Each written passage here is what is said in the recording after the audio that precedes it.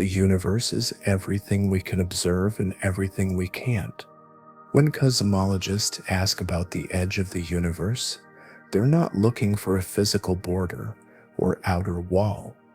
They're trying to define the limits of what can be measured, detected, or influenced by light and gravity. Since the beginning of cosmic expansion over the past century, advances in astronomy and physics have transformed our understanding of these limits.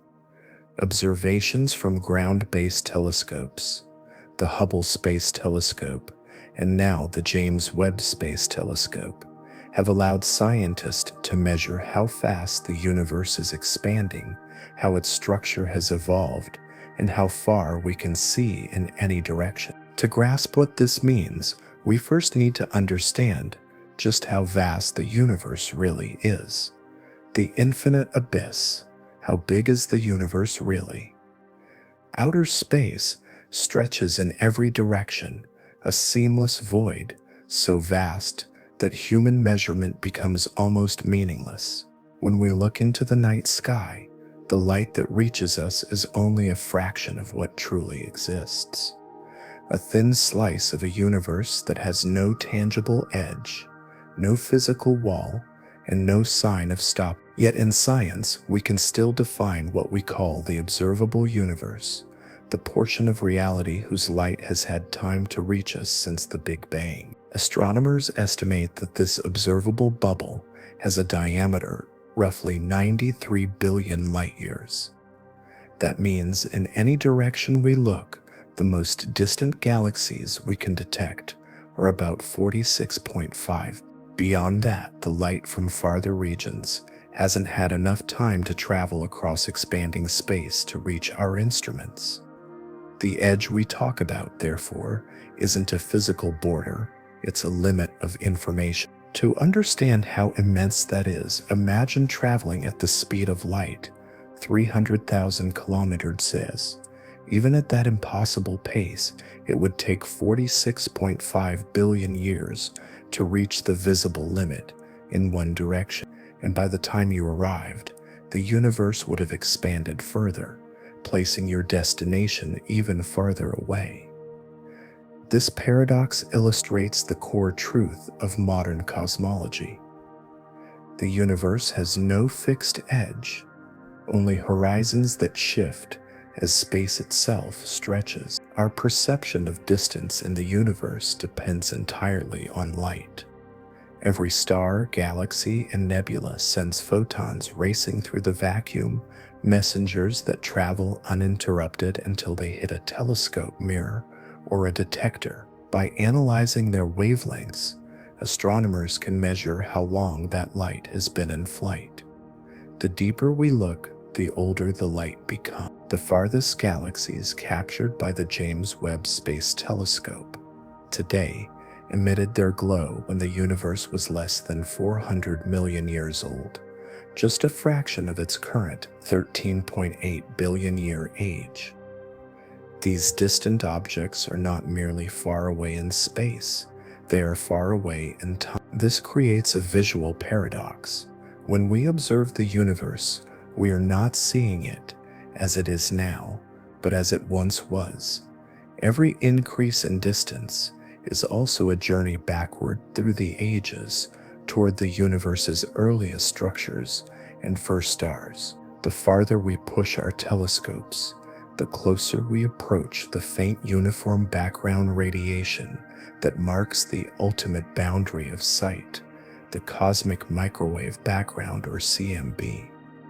Beyond that veil lies a universe we can only infer through mathematics, not observation. One of the most common misconceptions about the universe is that it's expanding outward from a single point, as if the Big Bang were an explosion scattering galaxies into pre-existing space.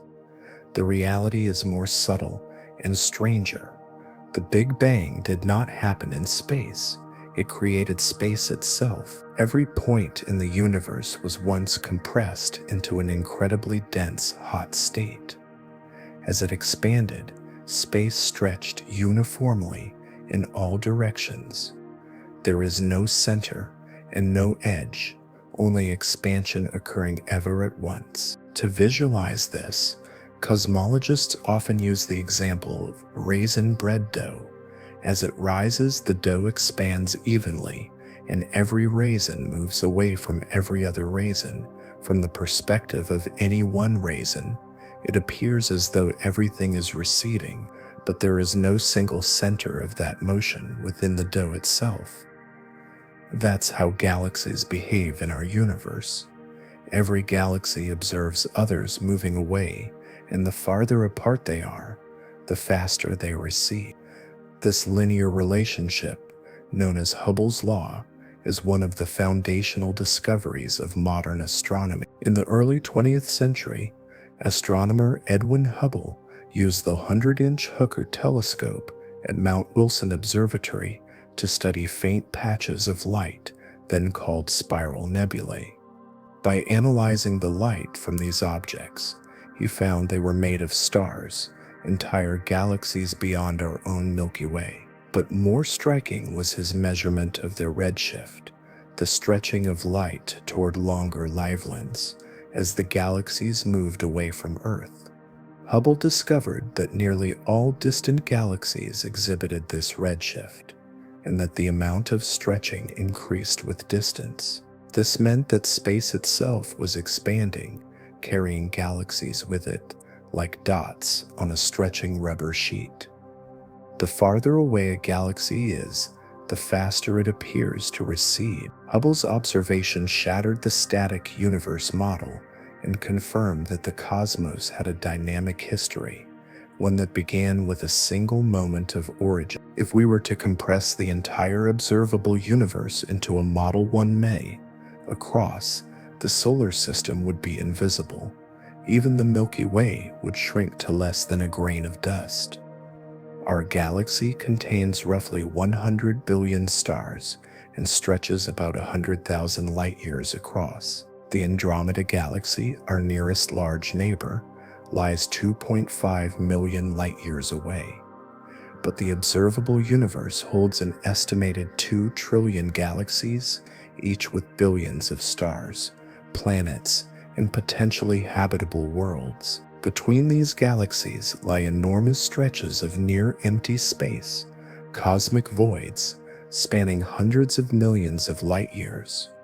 These voids form part of a vast structure called the cosmic web, where galaxies are arranged along filaments and clusters that resemble a three-dimensional network. When scientists map this web using redshift surveys, they find a universe without symmetry or boundaries, yet governed by the same physical laws. Whether we observe galaxies 10 million or 10 billion light-years away, their basic composition, hydrogen, helium, gravity, and light remains the same. This uniformity is one of cosmology's great mystery. It suggests that despite its infinite scale, the universe was once small enough for its matter and energy to mix evenly before expanding beyond contact. The observable universe might seem like a complete picture, but it represents only a fragment of the whole. Because space expands faster than light can travel across it, regions beyond a certain distance are forever unreachable. Light emitted from those regions will never reach us, not even if we wait forever. This limit defines what cosmologists call the cosmic event horizon. It's the true edge of what can ever influence us, not a wall, but a limit of causality. Currently, that horizon lies roughly 16 billion light-years away, in any direction. Beyond it, galaxies still exist and move, but their light will never arrive. They are permanently beyond communication. What's remarkable is that this horizon is growing even as the universe expands. Over time, galaxies that are visible today will slip beyond it, vanishing from our view forever. Billions of years from now, future astronomers may see only a dim, isolated Milky Way surrounded by darkness. The universe has no edge in the ordinary sense, but it may have curvature the way a surface can bend through higher dimensions. If the cosmos is closed, it could theoretically loop back on itself, much like the surface of a sphere. Traveling far enough in one direction would eventually bring you back to your starting point. However, observations from the Planck satellite and other missions suggest that on large scales, space is remarkably flat, meaning parallel lines remain parallel, and geometry follows Euclidean rules across billions of light years. Flatness implies that the universe is either infinite or so vast that any curvature is undetectable within our observable range. It also indicates that the total density of matter and energy is precisely balanced with the critical value that determines cosmic geometry. This perfect balance is another puzzle. If the universe had been even slightly more or less dense in its early moments, it would have either collapsed long ago or expanded too rapidly for galaxies to form. Our understanding of the universe's size is constantly evolving. Each new generation of telescopes extends our reach a little farther, not by traveling through space, but by capturing older light from deeper time. The James Webb Space Telescope, operating from its stable orbit around the Sun, has already pushed the visible boundary closer to the dawn of creation. Future missions like the Nancy Grace Roman Space Telescope will map billions of galaxies and refine our measurements of cosmic expansion. Yet, no matter how advanced our instruments become, the ultimate limit remains the point beyond which light has never reached us and never will. That invisible frontier defines what we can know. Beyond it lies a universe still expanding, perhaps infinite, perhaps curved upon itself, but forever beyond a direct observation. And that leads to our next mystery. If the universe is expanding, what exactly is driving that expansion? And how far can it go? The observable universe, or cosmic bubble. When cosmologists talk about the observable universe, they're referring to a very specific concept, the region of space from which light has had time to reach us since the Big Bang. This forms a sphere centered on Earth, not because Earth is special, but because we're the observers. An alien civilization in a distant galaxy would see their own observable universe centered on them, largely overlapping with ours, but extending in different directions. The radius of this observable sphere is approximately 46.5 billion light-years. This number comes from detailed calculations involving the expansion history of the universe. Light from the most distant observable objects was emitted when the universe was very young and those objects were much closer to us. But during the billions of years the light has been traveling, space has been expanding, carrying those objects farther away. By the time the light reaches us, the objects that emitted it are now 46. This creates an apparent paradox. If the universe is 13.8 billion years old, how can we see objects 46.5 billion light years away? The answer lies in the expansion of space. The light didn't have to travel 46.5 billion light years through static space. It traveled through expanding space, and the stretching of space during the journey allowed it to cover more ground than the speed of light multiplied by the age of the universe would suggest. Let's make this concrete with an example. Consider a galaxy that emitted light 13 billion years ago when the universe was just 800 million years old. At that time, the galaxy was perhaps 4 billion light years from the spot that would eventually become Earth. The light began its journey toward us, but space was expanding, stretching the distance between us and the galaxy even as the light traveled. By the time the light reaches us today, that galaxy is now roughly 30 billion light years away. We see the galaxy as it was 13 billion years ago, but it's now much farther from us than when the light was emitted. The observable universe contains an estimated 2 trillion galaxies. Each galaxy contains hundreds of billions of stars. The total number of stars in the observable universe is approximately 1024, a trillion. This staggering number represents only what we can observe. Beyond our cosmic horizon, there may be vastly more galaxies, stars, and planets that we will never see. The boundary of the observable universe is not sharp. It's not as if there's a wall at 46.5 billion light-years beyond which nothing exists. Rather, it's a horizon beyond which we simply cannot receive information. Light from beyond this horizon hasn't had time to reach us yet. As the universe ages, our observable universe grows. Light from more distant regions arrives, expanding our cosmic horizon. However, because the expansion of the universe is accelerating, driven by dark energy, the situation is more complex than simple linear growth. The edge of the observable universe is defined by the cosmic microwave background, CMB. This is the oldest light we can see, emitted when the universe was before this time, the universe was opaque, a hot, dense plasma where photons couldn't travel freely without scattering off electrons.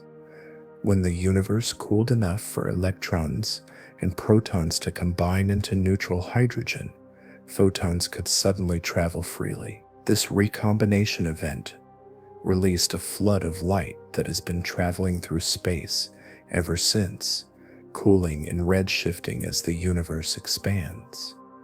Today, we detect this light as microwave radiation coming from all directions. The CMB forms a glowing shell around us at a distance of 46.5 billion light-years, the edge of the observable universe. We cannot see anything farther because before recombination the universe was opaque.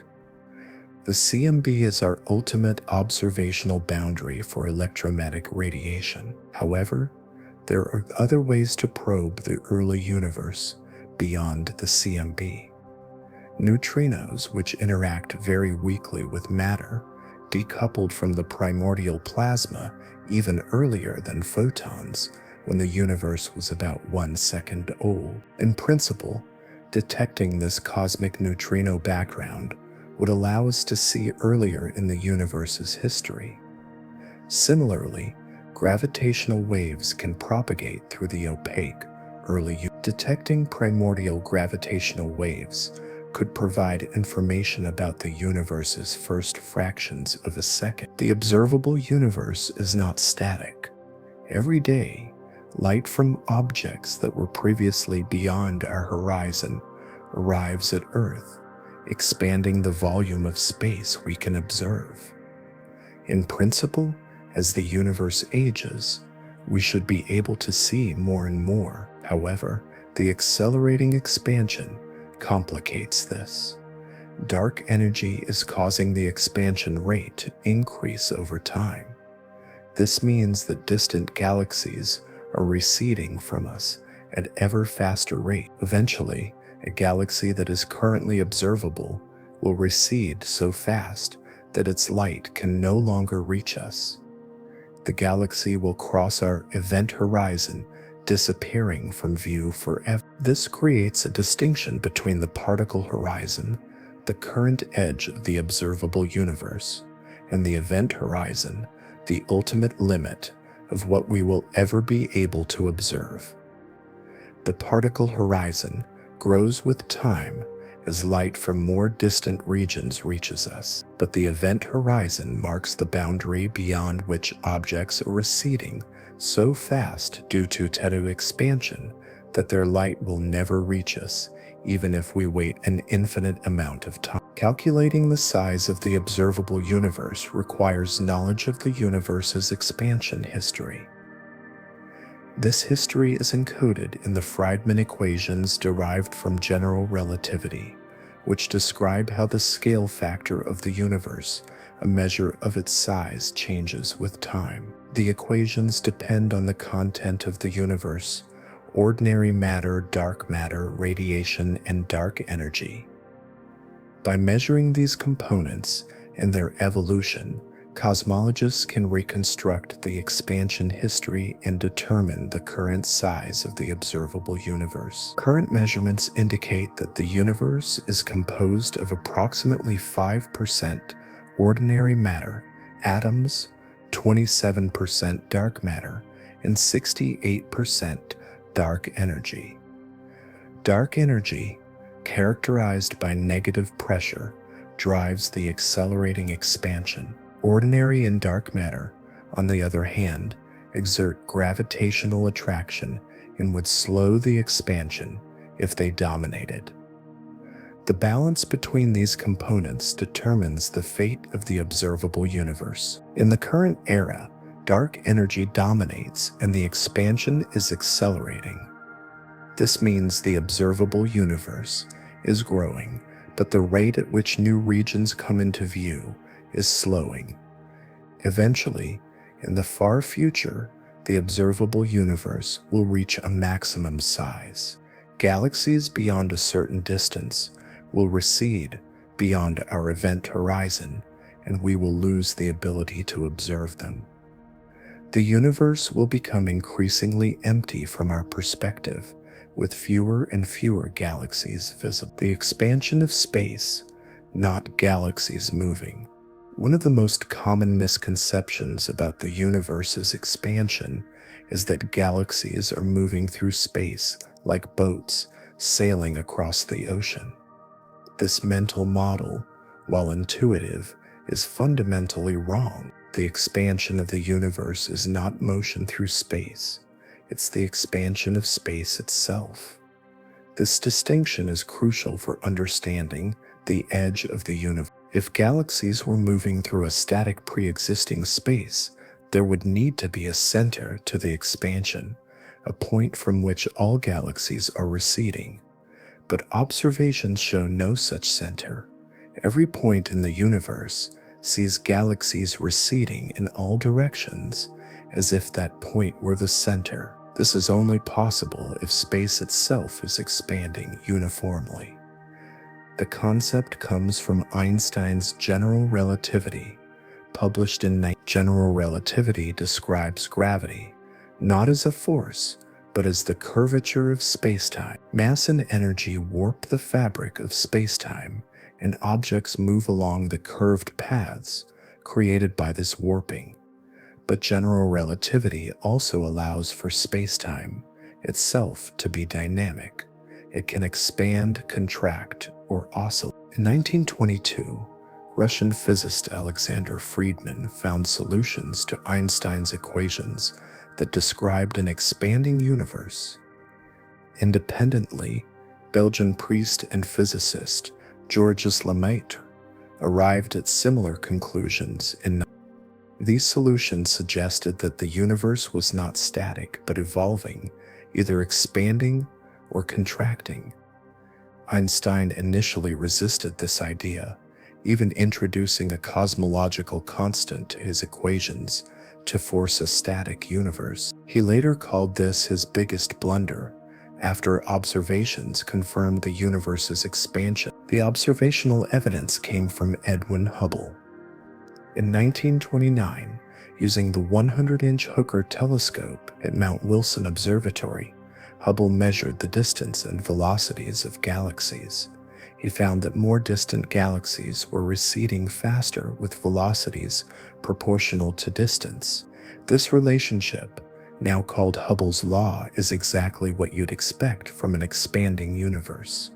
If space is stretching uniformly, galaxies farther away have more space between us and them, so they recede fast. Hubble's law can be written simply as the recession velocity equals the Hubble constant multiplied by the distance, where v is the recession velocity, d is the distance, and the Hubble constant is the expansion rate of the universe. Current measurements put the Hubble constant at approximately 67 to 73 km/s, per megaparsec between different measurement methods.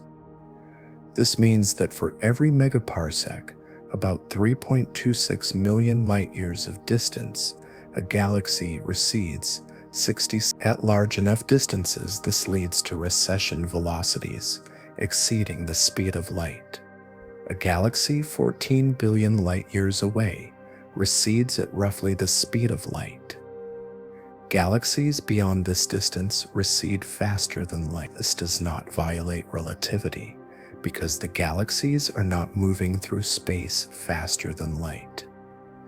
Space itself is expanding, carrying them along. There's no limit to how fast space can expand. This superluminal recession is key to understanding the edge of the observable universe. Light from galaxies receding faster than light can still reach us if they're within our particle horizon. Here's why. Imagine a photon emitted by a distant galaxy receding at twice the speed of light.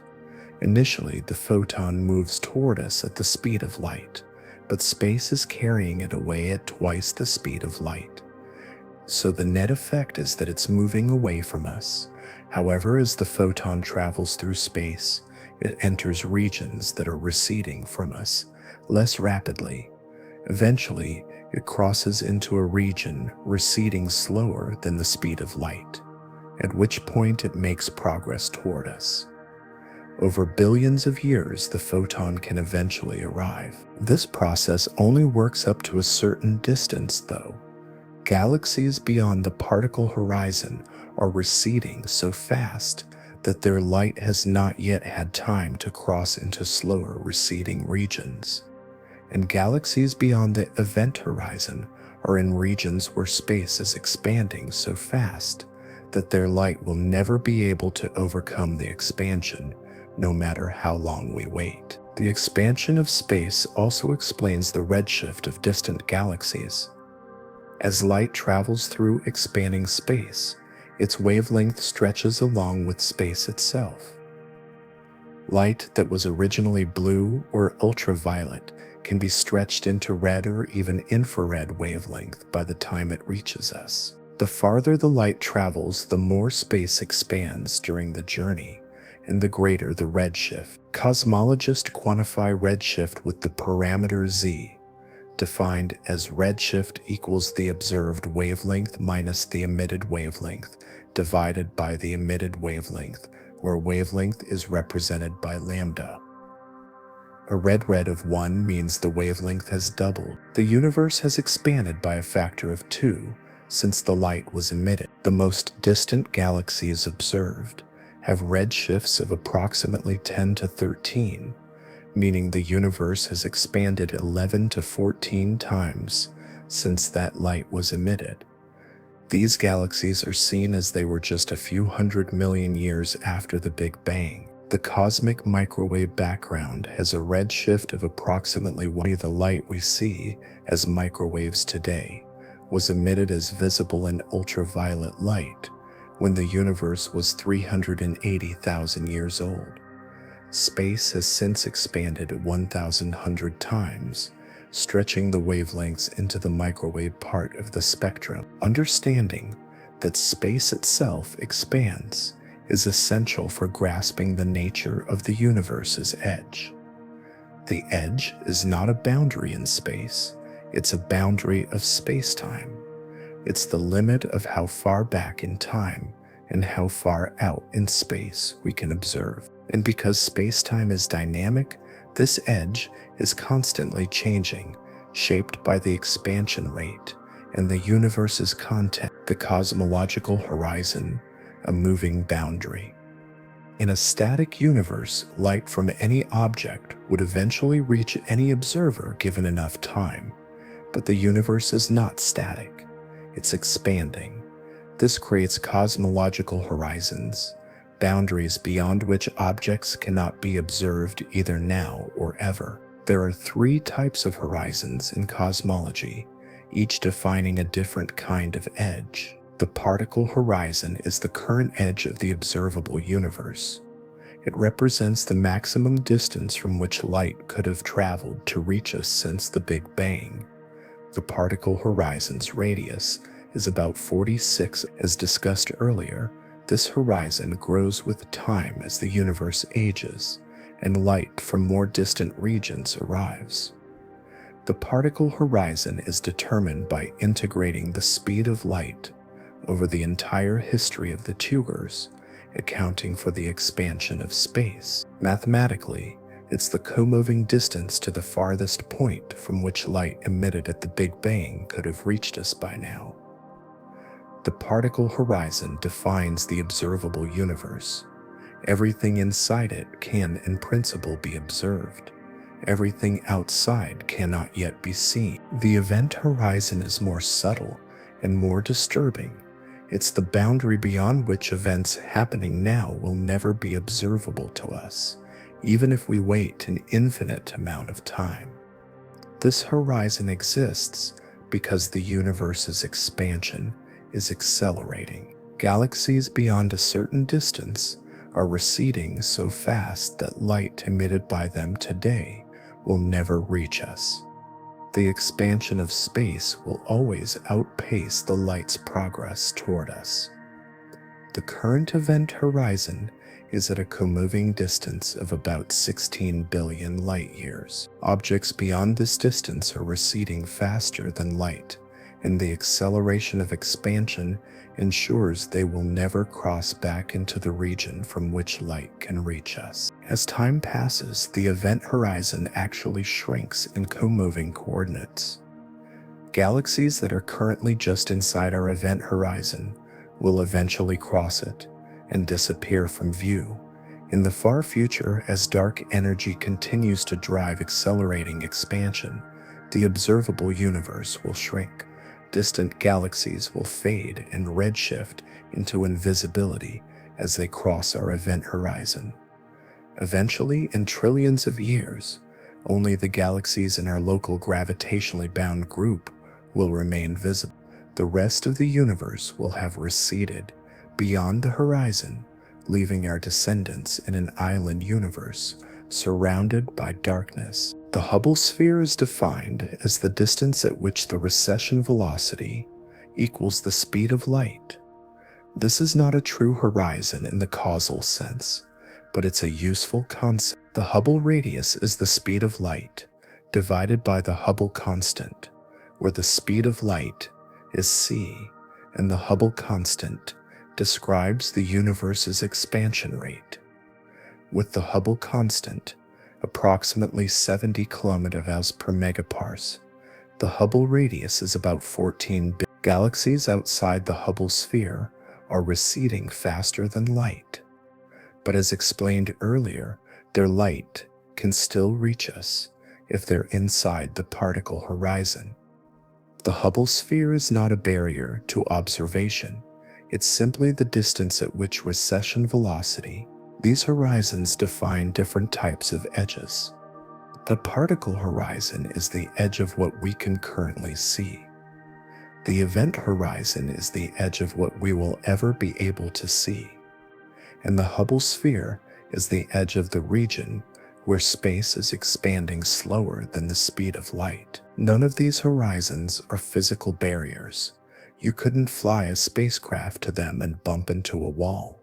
They're properties of space-time itself, defining limits of causal contact and information flow.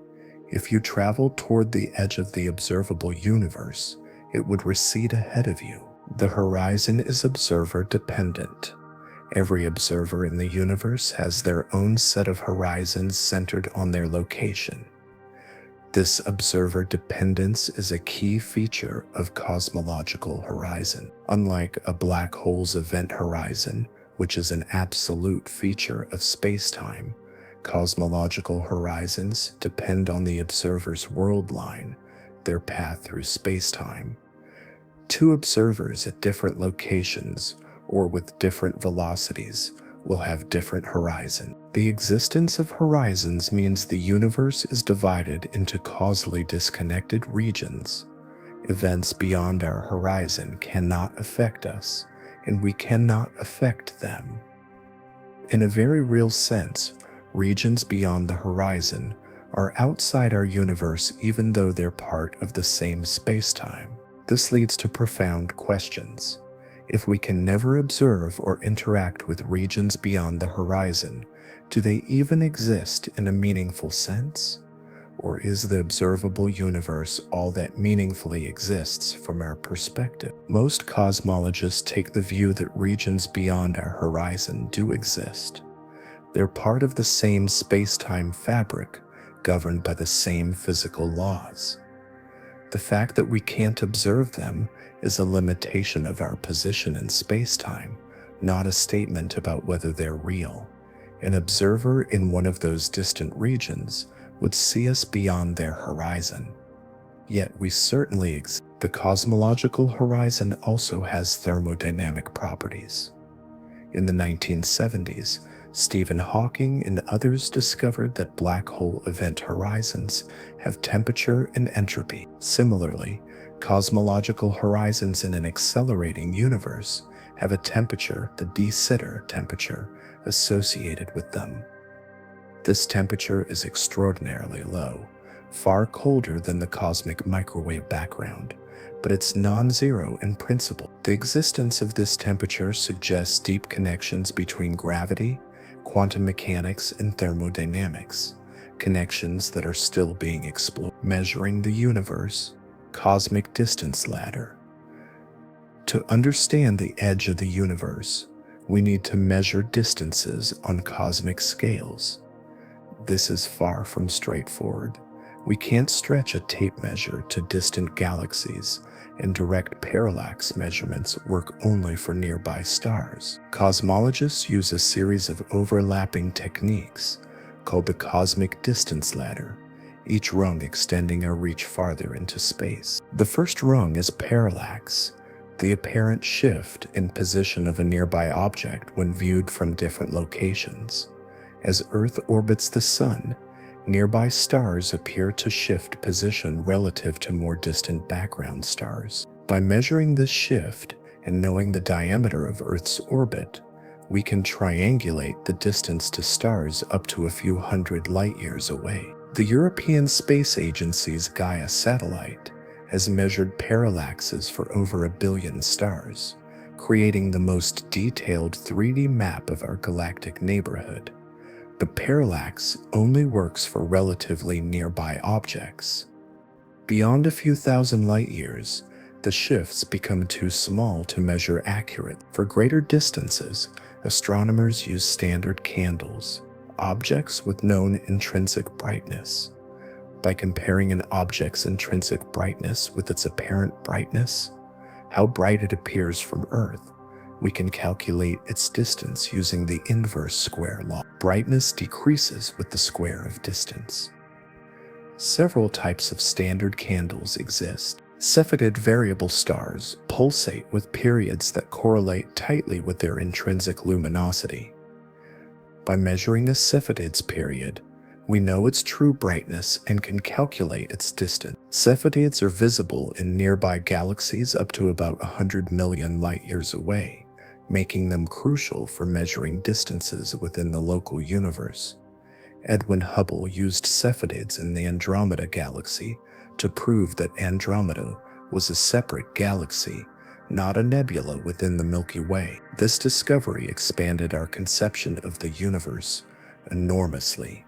The Hubble Space Telescope has since observed Cepheidids in galaxies tens of millions of light-years away, establishing firm distance measurements that anchor the cosmic distance ladder. For greater distances, astronomers use Type Ia supernovae.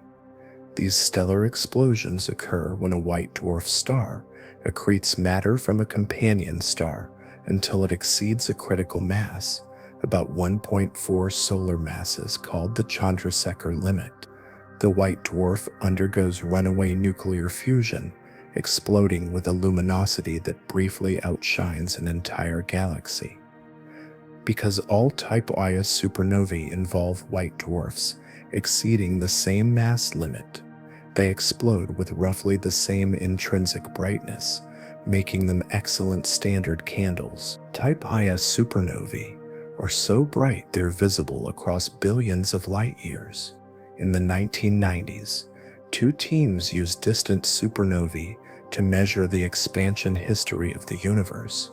Their shocking discovery that the expansion is accelerating won the 2011 Nobel Prize in Physics. Dark energy, the mysterious component driving the acceleration, makes up 68% of the universe's energy density. For the most distant objects, cosmologists rely on redshift. As discussed, light from receding galaxies is stretched to longer, redder wavelengths by the expansion of space. The degree of redshift directly indicates how much the universe has expanded since the light was emitted. By measuring redshift and combining it with distance measurements from standard candles, cosmologists established the relationship between redshift and distance. This allows them to estimate distances to objects too far away for standard candles to be useful. Galaxies with redshifts of 6 or higher, meaning the universe has expanded sevenfold since the light was emitted, are routinely observed by instruments like the James Webb Space Telescope. Another technique uses surface brightness fluctuations. In distant galaxies, individual stars blur together, but statistical analysis of the pixel-to-pixel variations in a galaxy's image can reveal information about its distance. This method works for elliptical galaxies and has been calibrated using Cepheids and other standard candles. For spiral galaxies, the Tully-Fisher relation links the galaxy's rotation speed, measured from Doppler shifts of gas, to its intrinsic luminosity. Faster rotating galaxies are more luminous. By measuring rotation and apparent brightness, we can estimate distance. A similar relation, the Faber-Jackson relation, applies to elliptical galaxies, linking the velocity dispersion of stars to luminosity. Massive objects bend spacetime, causing light to follow curved paths, gravitational lensing. When a massive galaxy or galaxy cluster lies between us and a more distant object, the intervening mass acts as a lens, distorting and magnifying the background object's image. By analyzing the geometry of the lensing, astronomers can estimate distances to both the lens and the lensed object. In the early universe, pressure waves, sound waves, propagated through the hot plasma before recombination. These waves left an imprint on the distribution of galaxies, a characteristic scale called the baryon acoustic oscillation, BO scale, about 500 million light-years. By surveying large numbers of galaxies and measuring the BO scale, cosmologists can use it as a standard ruler to measure distances and the expansion rate of the universe. The CMB itself provides distance information. The pattern of hot and cold spots in the CMB has a characteristic angular scale determined by the physics of the early universe. By measuring this scale and comparing it to theoretical predictions, cosmologists constrain the geometry and expansion rate of the universe. Each of these techniques has uncertainties, and the cosmic distance ladder depends on careful calibration between rungs. Small errors at one rung propagate to higher rungs, so precision at every level is crucial. Currently, there's a tension between different measurements of the Hubble constant. Measurements using Cepheids and supernovae give a Hubble constant of approximately 73 km per megaparsec. Measurements from the cosmic microwave background give a Hubble constant of approximately 67 km per megaparsec. This discrepancy, called the Hubble tension, is one of the major unsolved problems in cosmology. It may indicate unknown systematics in the measurements, or it could point to new physics. Perhaps the properties of dark energy have changed over time, or there's an additional component of the universe we haven't accounted for. Resolving the Hubble tension is critical for understanding the universe's size, age, and fate. If the higher value is correct, The universe is expanding faster than we thought, meaning it's younger and the particle horizon is smaller. If the lower value is correct, our current models are broadly accurate. Either way, precise distance measurements are the foundation for understanding the edge of the universe. The cosmic microwave background, echoes of the beginning. The cosmic microwave background is the oldest light in the universe and the ultimate edge of what we can observe with electromagnetic radiation. Detected in 1965 by Arno Penzias and Robert Wilson, earning them the Nobel Prize, the CMB is the afterglow of the Big Bang, a faint glow of microwave radiation coming from all directions. The CMB was emitted 380,000 years after the Big Bang, when the universe cooled enough for protons and electrons to combine into neutral hydrogen atoms. Before this recombination, the universe was a hot, opaque plasma. Photons scattered constantly off free electrons, unable to travel far without being absorbed or redirected. The universe was essentially foggy, like being inside a cloud. When recombination occurred, the fog cleared.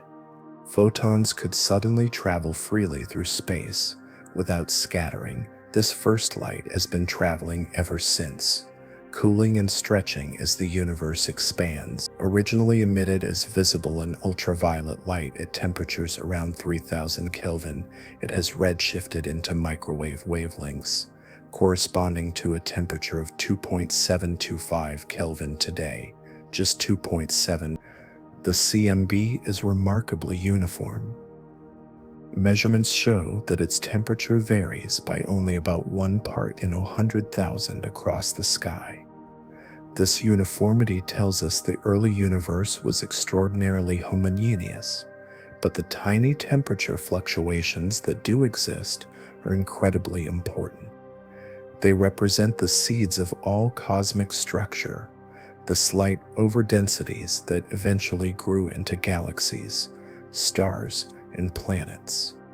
The pattern of CMB fluctuations encodes vast amounts of information about the universe. The fluctuations are not random, but have a characteristic statistical pattern, with temperature variations on certain angular scales being more prominent. This pattern is determined by the physics of the early universe, how sound waves propagated through the plasma, how matter and radiation interacted, and the geometry of space. 2 major space missions have mapped the CMB in exquisite detail. NASA's Wilkinson Microwave Anisotropy Probe, WMAP, operating from 2001 to 2010, produced all-sky maps showing the temperature variations with unprecedented precision. The European Space Agency's Planck satellite, operating from 2009 to 2013, improved on WMAP's measurements, providing even finer resolution and more accurate data. Analysis of Planck data has given us precise values for key cosmological parameters. The universe is it consists of 4.9% ordinary matter, 26.8% dark matter, and 68.3% dark energy. The universe is spatially flat or very close to it, meaning its large-scale geometry is Euclidean. The Hubble constant, according to Planck, is 67.4 kilometers per megaparsec, though as mentioned, this conflicts with local measurement. The CMB also reveals the universe's homogeneity and isotropy on large scales. No matter which direction we look, the CMB has the same average temperature and the same statistical properties. This supports the Copernican principle. There's nothing special about our location in the universe. It looks roughly the same from anywhere. But the CMB does have one striking asymmetry: the dipole. When we account for our motion through space, we observe that the CMB is slightly hotter in one direction and cooler in the opposite direction. This is a Doppler shift caused by our motion relative to the CMB rest frame. The local group of galaxies, which includes the Milky Way and Andromeda, is moving at about 607 kilometers toward a region in the constellation Hydra. This motion is caused by the gravitational pull of mass concentrations in that direction, specifically the Shapley supercluster and other large structures. The CMB dipole defines a preferred frame of reference in cosmology, sometimes called the CMB rest frame. While relativity says there's no absolute rest frame in the universe, the CMB rest frame is special because it's the frame in which the universe looks most. The surface of last scattering, the spherical shell from which the CMB photons were emitted, is the edge of the observable universe for electromagnetic radiation.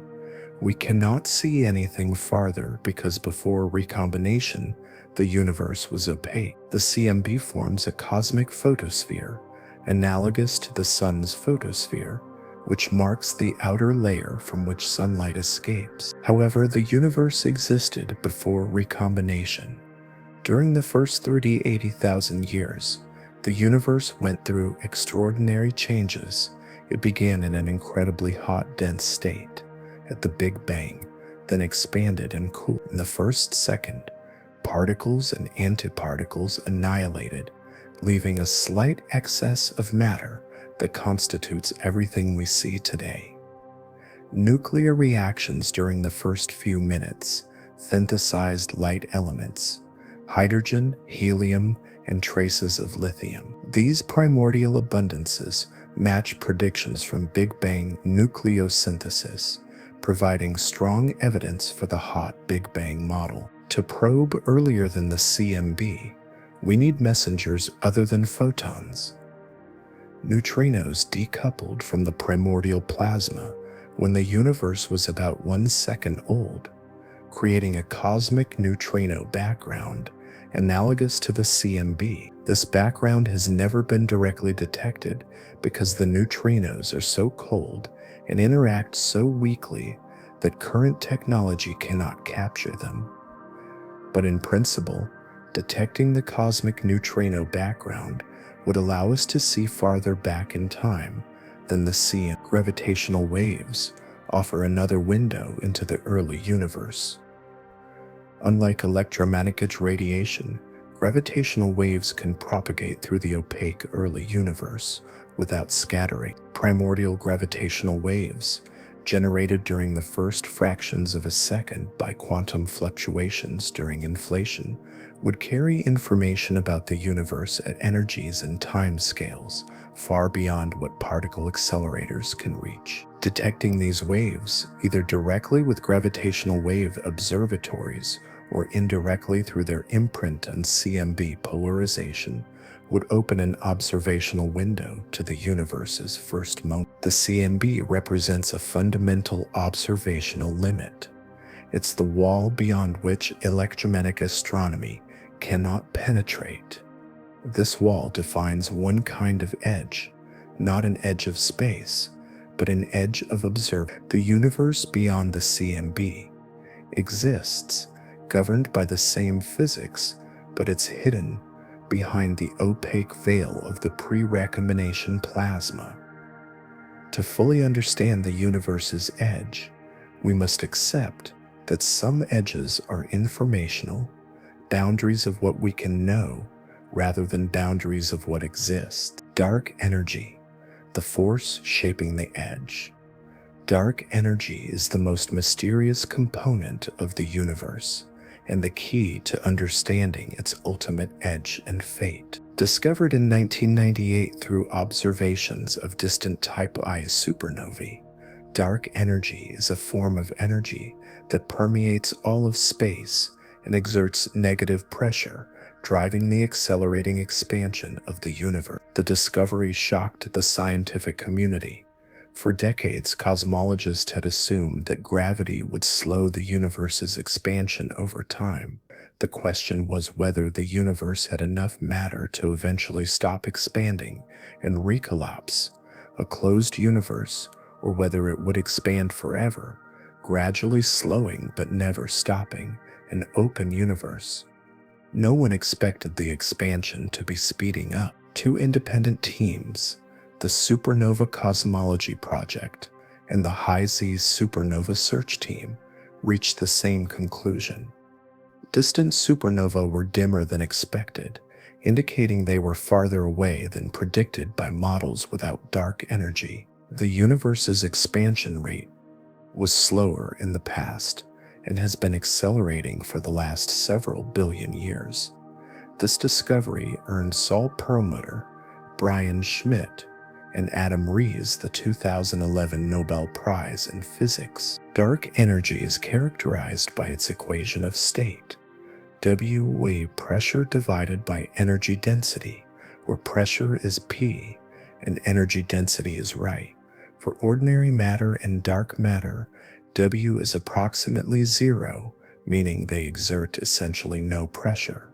For radiation, W. For dark energy, current observations suggest W is approximately 1, corresponding to a constant energy density, even as the universe expands. This is the property of a cosmological constant, the term Einstein introduced and later abandoned. The cosmological constant, usually denoted by the Greek letter lambda, can be interpreted as energy inherent to space itself, vacuum energy. Even in the absence of matter and radiation, space possesses a baseline energy density. As the universe expands and the volume increases, the total dark energy increases proportionally. This is unlike matter and radiation, which dilute as space expands. The physics behind dark energy remains unknown. Quantum field theory predicts that the vacuum should have energy due to quantum fluctuations, with particles and antiparticles constantly popping in and out of existence. But when physicists calculate the expected vacuum energy density, they get a number that is 10 to 120 times larger than observed. This is called the cosmological constant problem and is arguably the worst prediction in the history of physics. Several alternative explanations for dark energy have been proposed. Quintessence models suggest dark energy is not constant, but changes over time, driven by a dynamical scalar field. Modification of gravity theories propose that general relativity breaks down on cosmic scales, and what we interpret as dark energy is actually a sign that we need a new theory of gravity. Some models invoke extra dimensions, or quantum effects, of space-time itself. Despite these alternatives, the simplest explanation that fits all current data is the cosmological constant, dark energy, with W equal to Bose and constant density. Future observations, particularly measurements of how the expansion rate changes with time, will constrain these models and potentially reveal the nature of dark energy. Dark energy's negative pressure has a repulsive gravitational effect. While ordinary gravity attracts, dark energy's anti-gravity pushes. As the universe expands and matter dilutes, dark energy comes to dominate. About 5 billion years ago, dark energy overtook matter as the dominant component of the universe's energy budget. Since then, expansion has been accelerating. This acceleration has profound implications for the universe's edge. In a matter-dominated universe without dark energy, the cosmological horizon would continue growing indefinitely. More and more distant regions would come into view as the universe aged. But in a dark energy-dominated universe, there's an ultimate limit to what we can ever observe. The event horizon. Galaxies currently beyond our event horizon, about 16 billion light-years in co-moving distance, will never be observable no matter how long we wait. Light emitted by them today cannot overcome the accelerating expansion. As time passes, galaxies currently just inside our event horizon will cross it and fade from view. Their light will be stretched to infinite wavelengths, effectively becoming undetectable. In the far future, trillions of years from now, only gravitationally bound structures will remain visible. The local group of galaxies, including the Milky Way, Andromeda, and several dozen smaller galaxies, is bound together by gravity strongly enough to resist the expansion. These galaxies will eventually merge into a single giant elliptical galaxy, sometimes called Milky-Meta. But everything beyond the local group will have receded beyond the event horizon. A civilization living in this far future would observe a universe that appears empty except for their own galaxy. The cosmic microwave background will have redshifted to such long wavelengths and low temperatures that it becomes undetectable. There will be no evidence of the Big Bang, no distant galaxies to observe, no expanding universe to measure. Such a civilization might conclude they live in a static, eternal universe, containing a single galaxy surrounded by infinite empty space. Ironically, a view similar to what astronomers believed before Hubble's discoveries in the This future scenario is called cosmic event horizon domination, or sometimes the Big Rip, though technically the Big Rip refers to a specific scenario where dark energy's density increases over time, eventually tearing apart bound structures. In the standard cosmological constant scenario, bound structures survive, but everything else disappears beyond the horizon. Dark energy also affects the ultimate fate of the universe. With dark energy dominating, the universe will expand forever, accelerating indefinitely. The expansion will continue to dilute matter and stretch apart structures. Stars will exhaust their fuel. Galaxies will become dark, and eventually, in 100 years or more, even black holes will evaporate through Hawking radiation. The universe will approach a state of maximum entropy, a cold, dark, diffuse soup of particles and radiation, still expanding forever. Understanding dark energy is crucial for determining whether the universe has an ultimate edge in time as well as space. If dark energy is truly constant, the universe has no end. It will expand forever. But if dark energy evolves, strengthening over time, it could lead to a big rip, where acceleration becomes so extreme that even atoms are torn apart. Alternatively, if dark energy weakens or reverses, the universe could stop expanding and begin contracting, leading to a big crunch. Current observations constrained dark energy to be very close to a cosmological constant, with Wavit-Tam-Listleri. Future missions like the Nancy Grace Roman Space Telescope and the European Space Agency's Euclid mission will measure dark energy's properties with unprecedented precision, potentially revealing whether the universe's ultimate edge is an eternal horizon or something else entirely. Inflation theory, the universe before the Big Bang.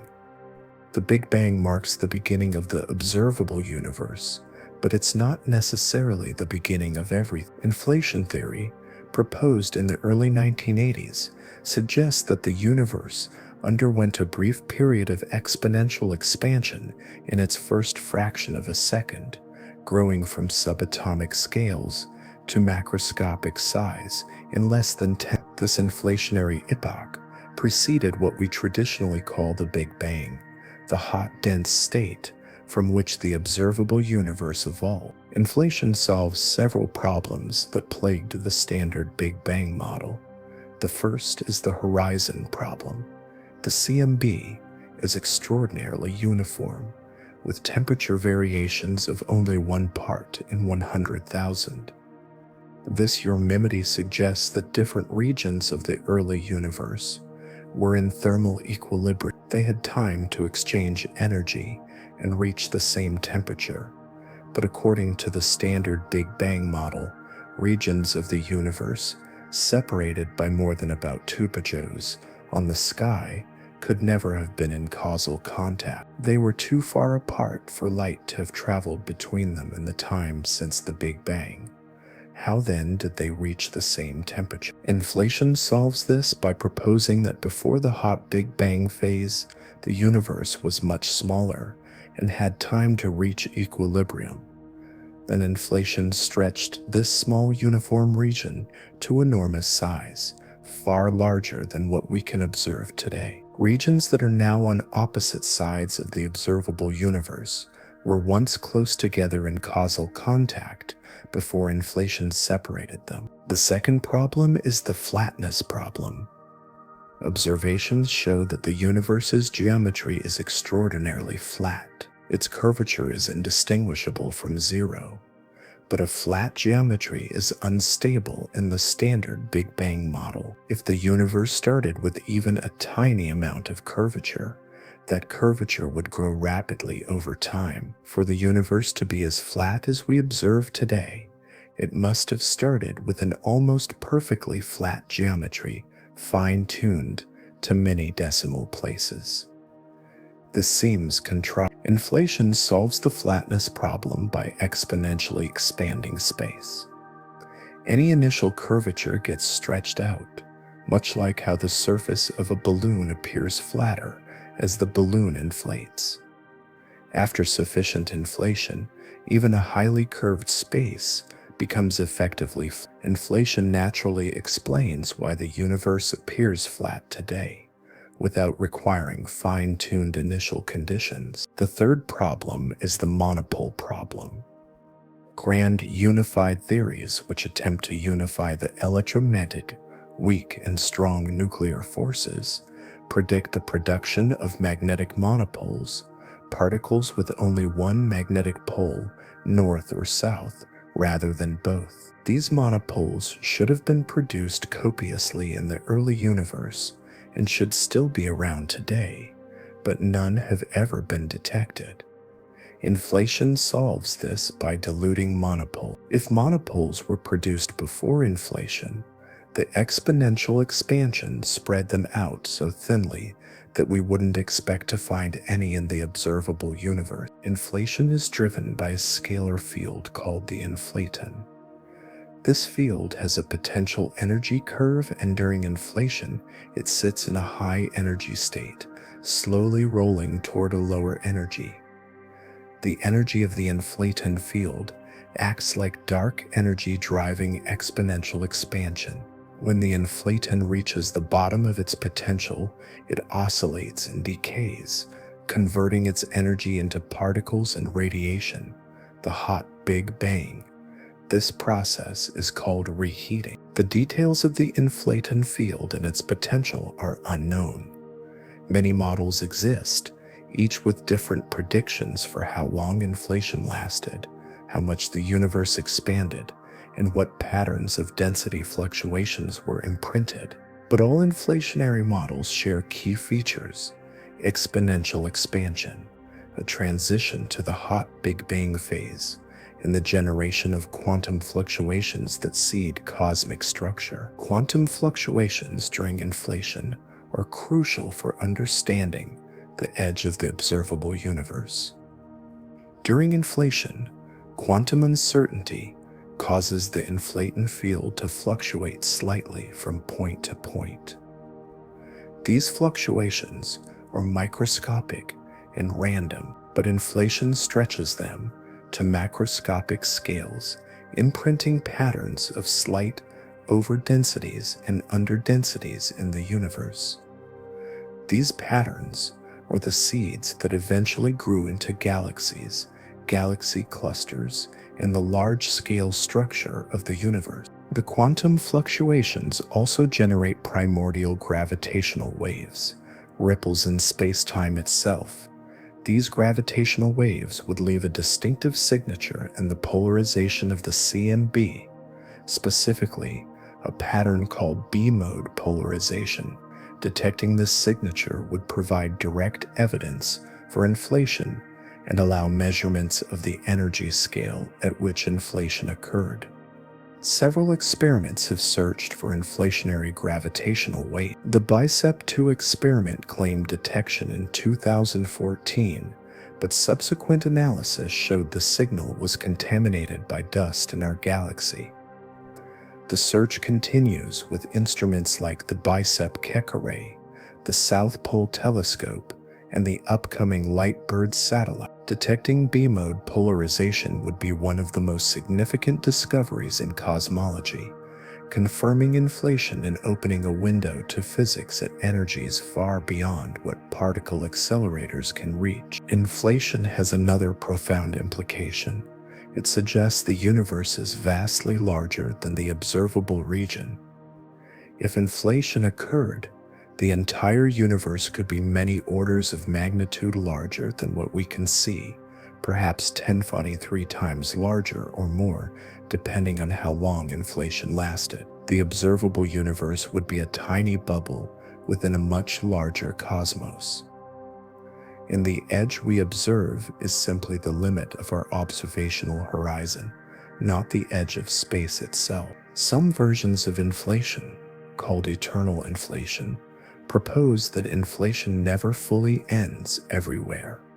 While inflation stops in some regions, like ours, creating pocket universes or bubble universes with hot Big Bang phases, other regions continue inflating. This process creates an infinite multiverse with countless pocket universes scattered through an eternally inflating background.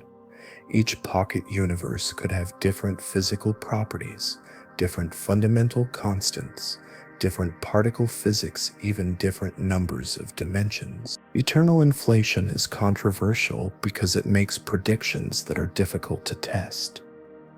If our observable universe is just one bubble in an infinite multiverse, we cannot observe other bubbles. They're beyond our horizon, and we cannot verify the multiverse's existence directly. However, collisions between bubbles could potentially leave observable signatures in the CMB, and statistical arguments about where we should expect to find ourselves in such a multiverse. Anthropic reasoning might provide indirect tests. Inflation fundamentally changes our conception of the universe's edge. The edge we observe is not the edge of the universe. It's merely the edge of the region that has had time to come into causal contact with us since inflation ended. Beyond this edge lies more universe, potentially infinitely more, governed by the same physics and containing galaxies, stars, and planets. We can never observe the shape of space, geometry, and topology. When we ask about the edge of the universe, we're implicitly assuming the universe has a simple flat geometry, extending in all directions. But general relativity allows for far more exotic possibilities. The universe could be curved, and it could have a complex topology that connects distant regions in unexpected ways. Geometry refers to the curvature of space. There are three basic possibilities: flat, Euclidean, positively curved like the surface of a sphere, and negatively curved like a saddle. The curvature is determined by the universe's energy density. If the density equals the critical density, about 5 atoms per cubic meter, plus dark matter and dark energy, space is flat. If density is higher, space is positively curved. If lower, negatively curved. Measurements from the cosmic microwave background indicate the universe is flat to within about 0.4% uncertainty. If there is curvature, it is too small to. A flat universe is infinite in extent, assuming it is simply connected. A positively curved universe is finite, but has no edge. Like a sphere's surface, you could travel in a straight line and eventually return to your starting point. A negatively curved universe can be either infinite or finite, depending on its topology. Topology refers to the global structure of space, how different regions connect. Even if space is locally flat, it could have a non-trivial topology. Imagine a video game where moving off the right edge of the screen brings you back on the left. The screen has the topology of a torus. Even though it looks flat locally, the universe could have similar properties. It might be a flat torus, a hypersphere, or something more complex. If the universe has a compact topology, it would be finite in volume even if it has no edge. You could travel in a straight line and eventually return to your starting point after traversing the entire universe. How would we detect non-trivial topology? If the universe is smaller than the observable universe, we might see multiple images of the same galaxy or CMB features in different directions. Light from a galaxy could travel around the universe multiple times, arriving from different angles. Careful analysis of the CMB has searched for such patterns but found no evidence. This places lower limits on the size of the universe. If it has compact topology, it must be larger than the observable region, at least 40. Some topologies would create edges in a sense. A universe with the topology of a half space, like the surface of an infinite ocean extending to a shoreline, would have a boundary. But such topologies are considered physically implausible because they would require special boundary conditions and break the homogeneity observed in the universe. The most likely scenario given current observations is that the universe is flat or very close to flat, with either infinite extent or a compact topology much larger than the observable region. In either case, there's no edge in the traditional sense. Space simply extends indefinitely, filled with galaxies and structure beyond what we can observe. String theory and other theories of quantum gravity suggest even more exotic possibilities. As space might have extra dimensions beyond the three we perceive. These extra dimensions could be compactified, curled up on tiny scales, or extended but hidden from us due to the way matter and energy are confined to a lower dimensional surface, a brain, within higher dimensional space. In brain world scenarios, our universe would be a three-dimensional surface embedded in a higher dimensional space, and the edge of our universe might be simply the boundary of the brain within the bulk. What lies beyond the observable universe? The most intriguing question about the universe's edge is what lies beyond. If the observable universe is finite in extent, what exists outside our cosmic horizon? The answer depends on which universe we're talking about. If we mean the entire universe, all of space-time, then by definition, there's nothing outside it. The universe is everything that exists. But if we mean the observable universe, then the answer is more universe, just like what we can see. Beyond our cosmic horizon, there are galaxies, stars, planets, and possibly even civilizations, all governed by the same physical laws. The reason we can't see them is not because they're different or special, but simply because light from them hasn't had time to reach us yet, or because the expansion of space has carried them beyond our event horizon. Cosmological models, particularly those based on inflation, suggest the universe is homogeneous and isotropic on large scales. This means that no matter where you are in the universe, it looks roughly the same. Galaxies are distributed in similar pattern. The CMB has the same average temperature, and the laws of physics are identical. This principle, called the cosmological principle, is supported by observations. The universe looks the same in all directions, with no preferred center or edge. If the cosmological principle holds, then beyond our observable universe, the cosmos continues indefinitely, with the same types of structures. There would be galaxy clusters, superclusters, vast voids, and all the phenomena we observe in our local region. Some of those galaxies might host planets with life, perhaps even intelligent civilizations. But we can never observe them, communicate with them, or visit them. They're forever beyond our horizon. There's a subtlety here regarding the distant future.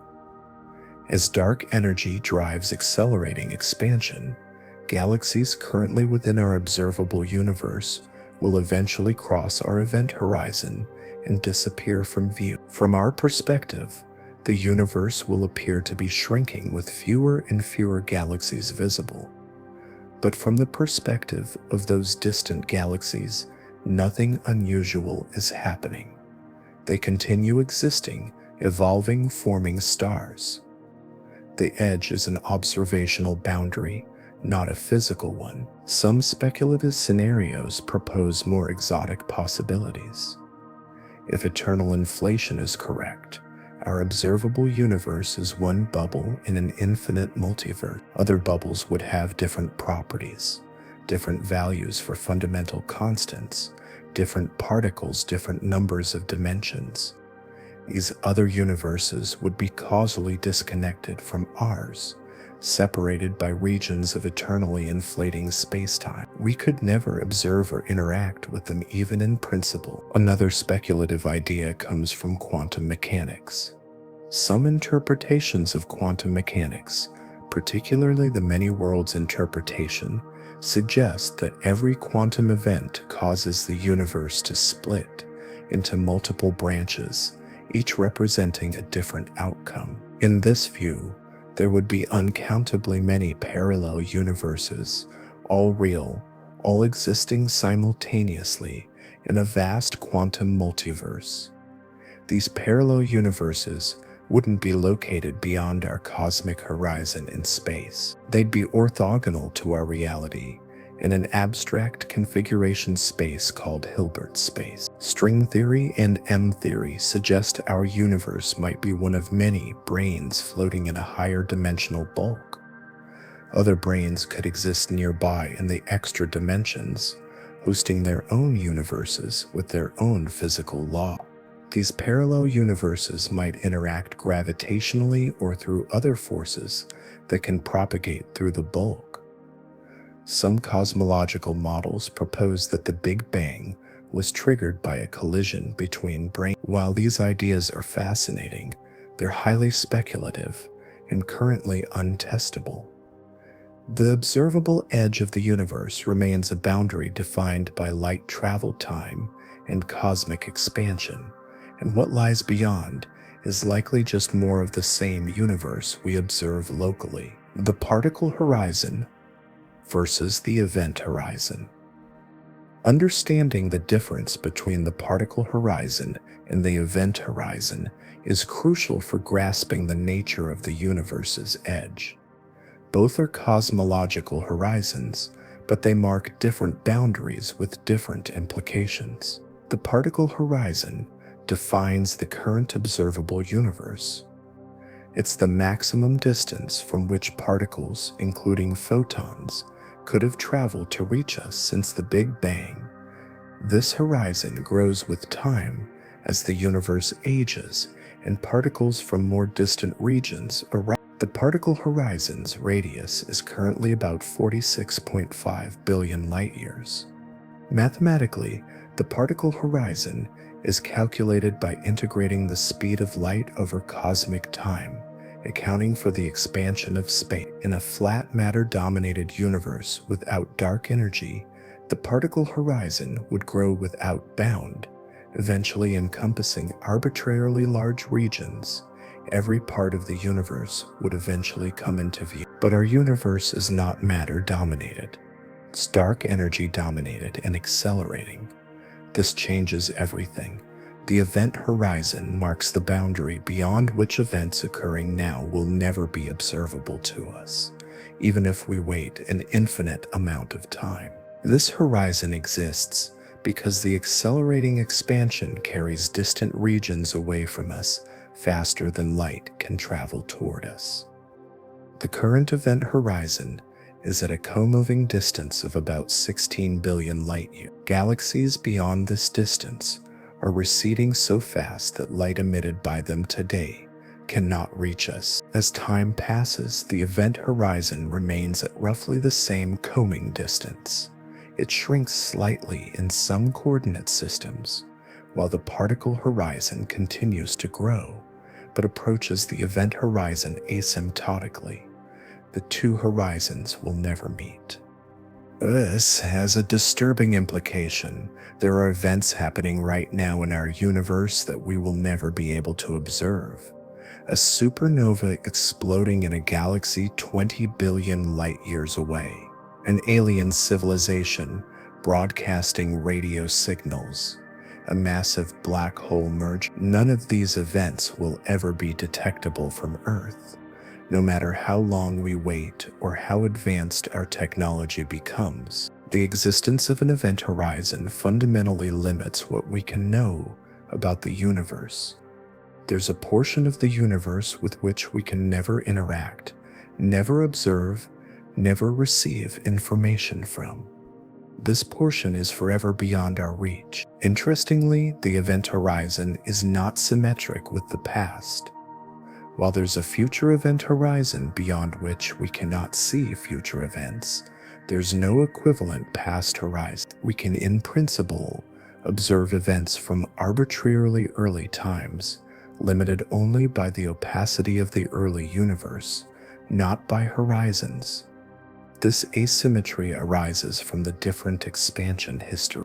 The universe was decelerating in the past, dominated by matter and radiation, but is accelerating now, dominated by dark energy. The distinction between these horizons matters for different types of observations. Surveys of galaxy distributions probe the particle horizon.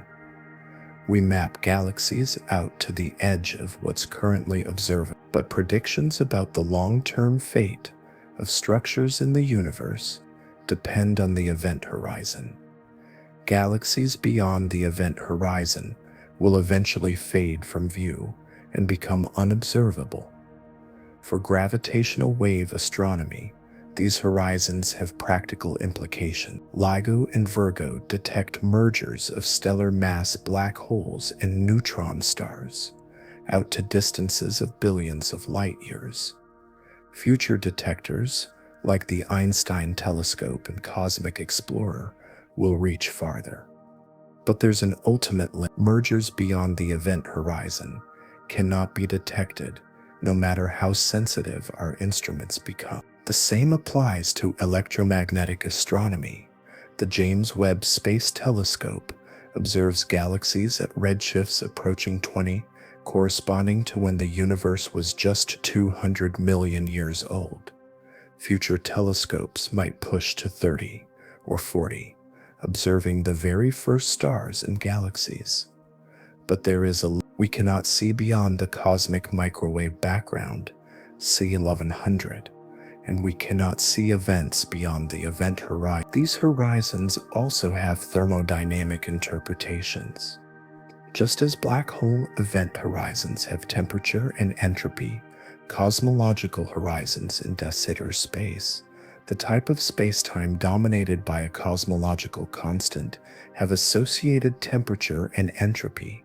The entropy of the cosmological horizon is proportional to its area, similar to black hole entropy. This suggests deep connections between gravity, thermodynamics, and quantum mechanics, connections explored in theories like holography and the EA's SCFT correspondent. Redshift, the universe's speedometer. Redshift is one of the most powerful tools in cosmology, allowing us to measure distances to galaxies, determine the expansion rate of the universe, and peer back in time toward the Big Bang. Understanding redshift is essential for understanding the universe's edge, because redshift tells us how far away objects are and how fast the universe was expanding when their light was emitted. When a light source moves away from an observer, the light's wavelength stretches. It shifts toward the red end of the spectrum. This is the Doppler effect. familiar from the change in pitch of a siren as an ambulance drives past. For galaxies, redshift has two components: the Doppler shift due to the galaxy's motion through space, and the cosmological redshift due to the expansion of space itself. For nearby galaxies, Doppler shift, the Andromeda Galaxy, for example, shows a blue shift because it's moving toward us at about 1110 kilometers s, pulled by mutual gravitational attraction. But for distant galaxies, cosmological redshift dominates. The expansion of space stretches the wavelength of light as it travels, independent of the galaxy's motion through space. Cosmological redshift is quantified by the parameter z, defined as redshift equals the observed wavelength minus the emitted wavelength divided by the emitted wavelength. A galaxy with redshift equal to 1 has had its light wavelength doubled by expansion. The universe has expanded by a factor of 1z, u2, since the light was emitted. A galaxy with redshift equal to 2 has had wavelength tripled. The universe expanded threefold. The highest redshift galaxies observed have redshift greater than 13, meaning the universe has expanded more than 14-fold since their light was emitted. Measuring redshift requires spectroscopy, spreading light into its component wavelength and identifying specific spectral lines from elements like hydrogen, oxygen, or calcium.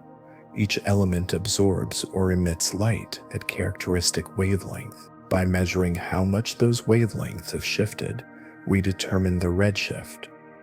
For very distant galaxies, spectroscopy is challenging because the light is faint and the spectral lines have shifted into infrared wavelength, requiring specialized instruments. The James Webb Space Telescope, with its powerful infrared capabilities, is revolutionizing high redshift astronomy, detecting galaxies at redshift greater than 10 and enabling detailed spectroscopic studies. Redshift translates to distance through the Hubble relation, but the conversion depends on the universe's expansion history. For nearby galaxies, redshift less than 0.1, Hubble's law applies: approximately velocity equals the Hubble constant multiplied by distance, and redshift is proportional to velocity. But for distant galaxies, the relationship becomes more complex, depending on the amounts of matter, dark matter, radiation, and dark energy at different cosmic epochs. Cosmologists use the Friedmann equations to calculate the exact relationship between redshift and distance. This requires knowing the cosmological parameters: h0, the Hubble constant, the matter density, the dark energy density, and the curvature. With these parameters constrained by observations from the CMB, supernovae, and galaxy surveys, we can convert any redshift to a distance and a look-back time, how long ago the light was emitted. The cosmic microwave background has a redshift of approximately 1,000. This corresponds to a look-back time of 13.8 billion years minus 380,000 years, essentially the entire age of the universe. The CMB photons have been traveling through space for 13.8 billion years, but due to cosmic expansion, they were emitted from locations now 46.5. Redshift also allows us to map the universe's expansion history. By measuring redshifts and distances to many galaxies at different epochs, cosmologists can reconstruct how fast the universe was expanding at each point in time. The supernova observations that discovered dark energy used this technique. Distant supernovae had redshifts indicating they were farther away than expected in a decelerating universe, proving that expansion was accelerating. There is a limit to how much redshift we can observe. At a redshift of approximately 1,100, corresponding to the cosmic microwave background, the universe becomes opaque to electromagnetic radiation But there is another type of horizon encoded in redshift. Objects beyond the event horizon have effectively infinite future redshift. We will never see them, so their redshift is undefined or approaches infinity. Objects just inside the event horizon have very high redshifts and are fading from view as accelerating expansion carries them away. Redshift has another important property. It is directly related to the scale factor of the universe, denoted AT, which describes how much the universe has expanded at time t. The scale factor is normalized to A1 today. At earlier times, A is less than 1. The universe was smaller. The relationship is simple 1 and 1, so a redshift of 1 corresponds to a A1 2. The universe was half its current size. The cosmic microwave background at a redshift of approximately 1,000. The universe was about 1,000 times smaller in linear dimension, or roughly 1 billion times smaller in volume. Understanding redshift is essential for interpreting observations of distant objects. When we observe a galaxy at a redshift of 6, we are seeing it as it was when the universe was only about 900 million years old, just 6 to 7% of its current age. The galaxy has evolved significantly since then. The stars we see in that ancient image have long since died. New generations of stars have formed, and the galaxy itself may have merged with others, grown larger, and changed its structure. We are seeing a snapshot of a much younger universe. This time travel aspect of astronomy gives us a unique perspective on cosmic evolution. By observing galaxies at different redshifts, we see the universe at different ages, watching how galaxies, stars, and large-scale structures change over billions of years. Nearby galaxies at a redshift of approximately 0 show us the present-day universe.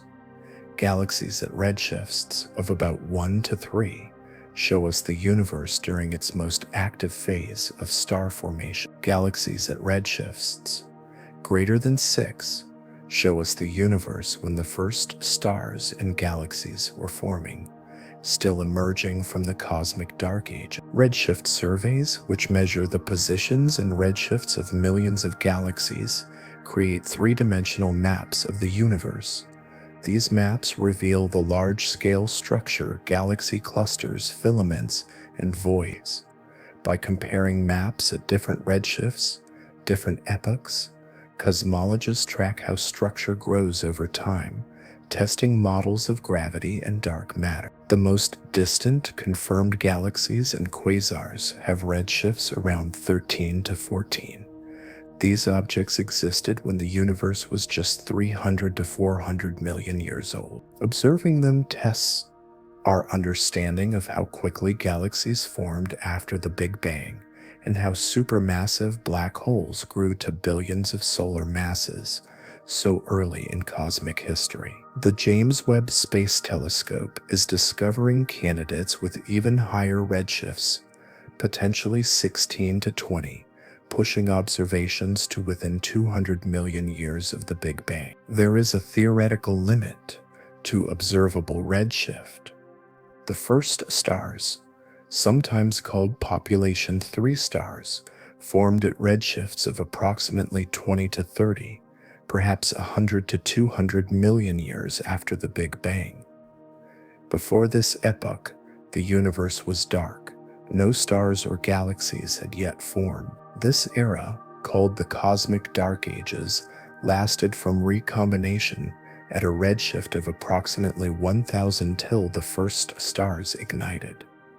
During the Dark Ages, the universe was filled with neutral hydrogen gas, opaque to visible light, but transparent to longer wavelengths. We can potentially observe this epoch through 21 centimeter radio emission from neutral hydrogen, though no detections have been confirmed yet. Redshift thus provides both a distance measure and a time coordinate. It's the primary tool for mapping the universe's edge, allowing us to trace the observable universe from nearby galaxies to the CMB, from the present day back to 380,000 years after the Big Bang. Every increase in observable redshift pushes the boundary of the known universe farther back in time and farther out in space. Quantum entanglement and non-locality, connections across the edge.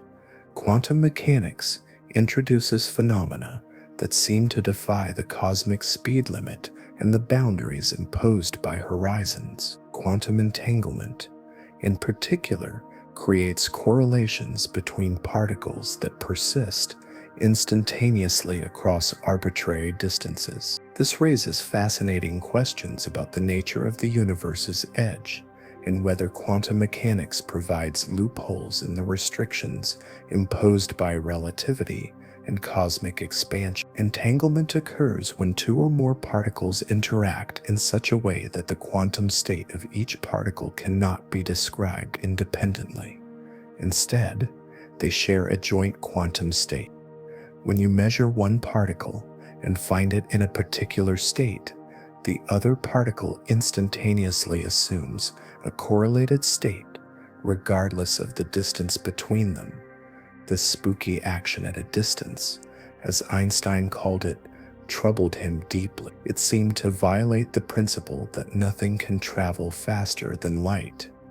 How can measuring one particle instantly affect another particle light years away? Einstein proposed that quantum mechanics was incomplete and that hidden variables must carry information between the particles at sublight speeds. In the 1960s, physicist John Bell developed a theorem showing that any theory with local hidden variables would produce different statistical predictions than quantum mechanics. Experiments testing Bell's inequalities consistently confirm quantum mechanics and rule out local hidden variable theories. Entanglement is real, and the correlations are genuinely instantaneous. However, and this is crucial, entanglement cannot be used to transmit information faster than light. When you measure an entangled particle, you get a random result. The correlation with the distant particle only becomes apparent when you compare measurements, which requires sending classical information at light speed or slower. Entanglement provides correlation without causation. It doesn't violate relativity's prohibition on faster-than-light signaling. This has profound implications for cosmic horizons. Consider two particles that become entangled in the early universe. As the universe expands, the particles are carried to opposite sides of the observable universe, eventually crossing each other's event horizons. They are now in causally disconnected regions. No signal from one can reach the other, yet the entanglement persists. If someone in one region measures their particle, quantum mechanics predicts that the other particle beyond the horizon instantaneously assumes a correlated state. The correlation exists, but it cannot be used to send messages or transfer information between the disconnected regions. Each observer sees random results. Only if they could compare notes, which they can't due to the horizon, would the correlation become apparent. This suggests that quantum mechanics encodes connections that transcend the classical notion of causality and horizons. Entanglement is non-local. It doesn't respect spatial separation, yet it also doesn't violate causality in the sense of allowing faster-than-light communication. It's a deeply subtle phenomenon that reveals the universe's quantum nature. Some physicists speculate that entanglement might play a fundamental role in the structure of space-time itself. In recent years, research in quantum gravity has explored the idea that space-time emerges from quantum entanglement. In this view, the fabric of space is woven from entanglement between quantum degrees of freedom. Regions with high entanglement correspond to smooth connected spacetime. Regions with low entanglement are disconnected or have exotic geometry. This is the principle behind the ER-EPR conjecture proposed by Juan Maldacena and Leonard Susskind. ER refers to Einstein-Rosen bridges, wormholes, while EPR refers to the Einstein-Podolsky-Rosen paradox. Entanglement. The conjecture suggests that entangled particles are connected by tiny non-traversable wormholes through spacetime. Entanglement and wormhole geometry are two descriptions of the same phenomenon. If ERA-EPR is correct, then entangled particles beyond the cosmic horizon are connected by wormholes through higher dimensional space or through the quantum structure of spacetime. These connections exist at a level deeper than classical spacetime, suggesting that cosmic horizons are classical boundaries that don't fully capture the quantum structure of reality. Entanglement also appears in the holographic principle, which suggests that all the information in a volume of space can be encoded on its boundary. This principle arose from studies of black hole entropy and has been extended to cosmology. In some models, the observable universe is a holographic projection of information encoded on the cosmic horizon. The horizon is not just a boundary, but a fundamental surface where information about the entire observable universe. If the holographic principle applies to cosmology, then the cosmic horizon has a finite information content proportional to its area. This sets a limit on the number of distinguishable quantum states in the observable universe, a limit on how much information can exist or be processed. As the universe expands and the horizon grows, the information capacity increases, but it remains finite at any given time. Entanglement is key to understanding this information structure. The quantum states inside the horizon are entangled with states outside, and the entropy of the horizon reflects the amount of this entanglement. In this picture, the cosmic horizon is not merely an observational boundary, but a deep feature of quantum space-time encoding information about both the observable universe and what lies beyond. Quantum field theory and curved spacetime. The framework combining quantum mechanics with general relativity predicts that observers in accelerating reference frames or near horizons experience thermodynamic effects. Just as Hawking radiation causes black holes to have temperature, the cosmic horizon in an accelerating universe has a temperature called the de Sitter temperature. This temperature is extraordinarily small, about 10^30 K, but it's non-zero in principle. This temperature is associated with quantum fluctuations near the horizon. Virtual particle pairs pop into existence from the vacuum. Normally, they annihilate almost immediately, but near the horizon, one particle can fall beyond the horizon while the other remains inside. To an observer inside the horizon, this appears as thermal radiation emanating from the horizon, similar to Hawking radiation from black holes. The existence of this radiation suggests that cosmic horizons have thermodynamic properties, temperature and entropy, just like black holes. This is part of a broader pattern in gravitational physics. Horizons of all types, black holes, cosmological, Reindler, have associated thermodynamics. This hints at a deep connection between gravity, quantum mechanics, and information theory, one that physicists are still working to fully understand. Quantum mechanics also affects the initial conditions of the universe. Inflation amplifies quantum fluctuations to cosmic scales, creating the seeds of structure. These fluctuations are quantum mechanical in origin, governed by Heisenberg's uncertainty principle. The distribution of galaxies across the observable universe, and presumably beyond the horizon, reflects quantum randomness from the inflationary epoch. This means the large-scale structure of the universe, including regions beyond our horizon, is fundamentally quantum mechanical. Classical physics would predict a smooth, uniform cosmos. Quantum mechanics introduces the irregularities that make the universe interesting, the density fluctuations that grew into galaxies, stars, planets, and ultimately life. Entanglement might even connect our observable universe to regions beyond the horizon, or to other universes in a multiverse. If the multiverse arises from eternal inflation, different bubble universes might be quantum entangled if they originated from correlated quantum fluctuations in the inflating background. These correlations would persist even as the bubbles become causally disconnected. Such entanglement across cosmic horizons or between separate universes would be unobservable in any direct sense. We can't measure particles beyond the horizon or in other universes, but it raises deep questions about the nature of reality. If quantum states extend beyond observational horizons, binding distant regions or separate universes in a quantum whole, then the universe is more interconnected than classical space-time geometry suggests. The edge of the universe from a quantum perspective is not a sharp boundary, but a complex entangled interface.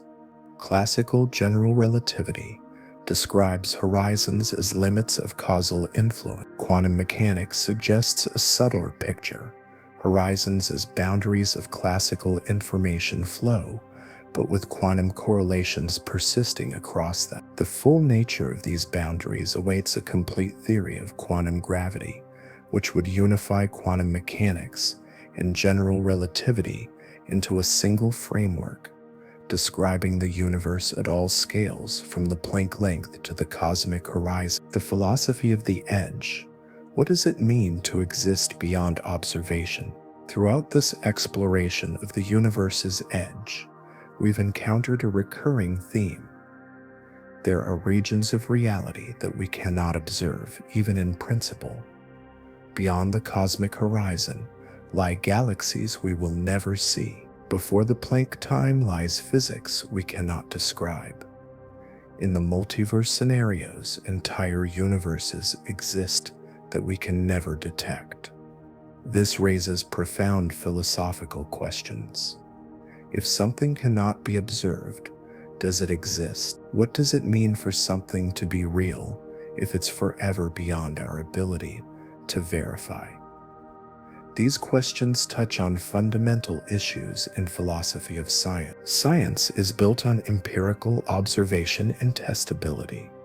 Theories make predictions that can be tested through experiment or observation. If a theory predicts unobservable entities, regions beyond horizons, other universes, physics below the Planck scale, is it still scientific, or has it crossed into metaphysics? Some physicists and philosophers argue that unobservable entities are legitimate if their predictions of theories develop to explain observable phenomena.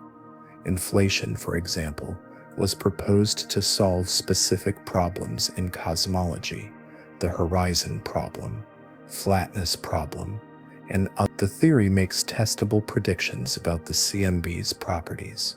Predictions that have been confirmed. That inflation also predicts a vastly larger universe beyond our horizon, or potentially a multiverse, is a consequence of the same theory. We didn't invent inflation to postulate unobservable regions.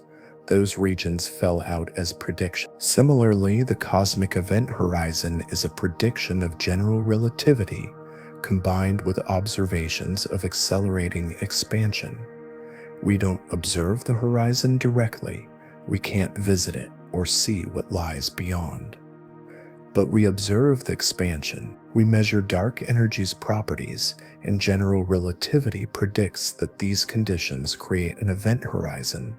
Accepting general relativity as our theory of gravity means accepting its predictions even when they involve unobservable regions. This view holds that reality extends beyond observation. The universe doesn't end at our horizon. It continues, filled with galaxies, stars, and structure, just like what we observe locally. Our inability to see those distant regions is a limitation of our position in space-time, not a statement about whether they exist.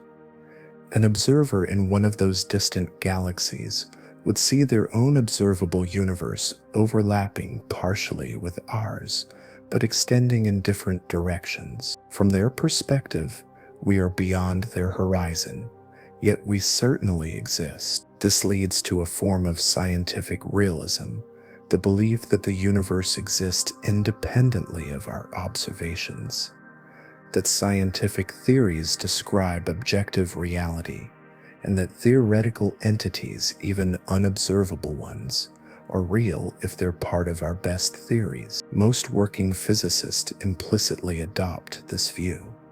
They believe that galaxies beyond the horizon exist, that the Big Bang happened, that dark matter is real, even though we can't directly observe these things. However, there's an opposing view, instrumentalism or empiricism, which holds that science should concern itself only with observable quantities. Theories are tools for predicting observations, not descriptions of unobservable reality. In this view, it's meaningless to ask whether regions beyond the horizon exist. We should focus only on what we can measure and predict. Unobservable entities are convenient fictions, useful for calculations, but not necessarily real. This debate becomes especially acute in discussions of the multiverse. If other universes are forever unobservable, can we claim they exist? Proponents argue yes for the reasons above. The multiverse is a prediction of inflation and string theory, theories developed for other reasons. Critics argue no. Without observational contact, other universes are metaphysical speculations, not scientific hypotheses. Physicist George Ellis and others have argued that the multiverse hypothesis is not falsifiable. We can't observe other universes, so we can't test whether they exist. Any observation we make is compatible with either a single universe or a multiverse, so the hypothesis makes no unique predictions. In this view, the multiverse is outside the realm of science. Defenders respond that falsifiability is not the only criterion for scientific legitimacy.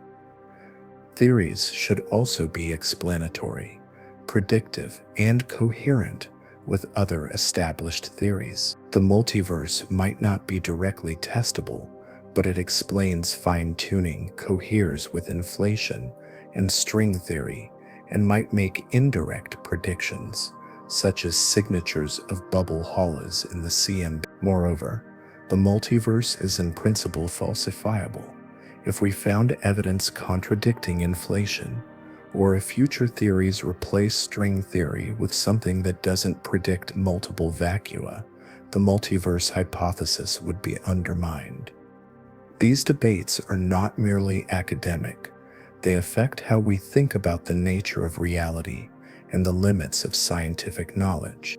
If we adopt strict empiricism and reject unobservable entities, we must discard much of modern cosmology, regions beyond the horizon, the physics of black hole interiors, the early universe before recombination, the multiverse. We'd be left with a much impoverished picture of reality, limited to what telescopes can directly detect. On the other hand, if we're too liberal in accepting unobservable entities, science risks losing its empirical grounding. We could postulate arbitrarily many unobservable realms, universes, dimensions, entities, without constraint. Where do we draw the line between legitimate scientific theory and unfalsifiable speculation? Most cosmologists navigate a middle path. They take seriously the predictions of well-established theories like general relativity and quantum mechanics, including predictions about unobservable regions, but they remain open to revising these theories if new evidence demands it, and they seek ways to test even seemingly untestable ideas. The search for bubble collision signatures, measurements of dark energy's evolution, tests of quantum gravity. These are attempts to probe the edges of observability and push back the boundaries of the unknowable. There's also a distinction between what is currently unobservable and what is unobservable in principle. Regions beyond our current particle horizon are presently unobservable, but as the universe ages, light from more distant regions arrives, expanding what we can see. In contrast, regions beyond the event horizon are unobservable in principle.